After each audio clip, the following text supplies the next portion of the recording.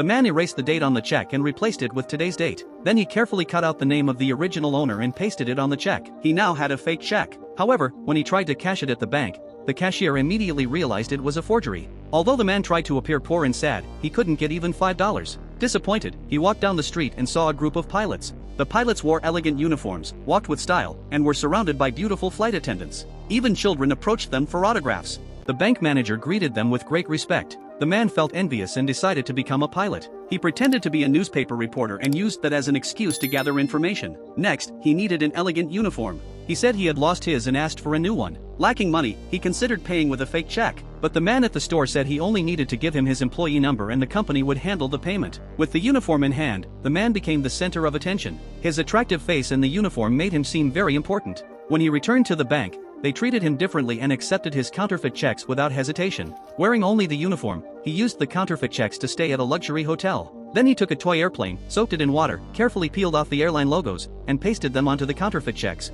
After that, he pressed them down with a book. Soon his bathtub was full of airplanes, and he continued making more counterfeit checks. He started flying for free, even sitting in the cockpit as if he were an employee. He flew over 3 million kilometers without paying a penny and without making a single mistake. To make his counterfeit checks seem more convincing, he photographed the bank's old printing press. But because so many counterfeit checks were circulating, the police began investigating. They decided to arrest him, but when they opened the door, no one was there. They shouted for him to come out of the bathroom. He calmly came out. "My name is Alan Barry Allen, with the United States Secret Service," he said. The man tried to jump out the window. "My partner has caught him," he added. The police didn't believe him and asked for his ID. Without hesitation, the man handed over his wallet. Just as the officer was about to check it, the man led him to the window and pointed outside, saying that his partner was taking the criminal away. It was a perfect act. The man breathed a sigh of relief and even checked the officer's ID. Then, while the officer was off guard, he packed up the printing machine and walked towards the door. Suddenly, the officer called out to him. The man turned around nervously.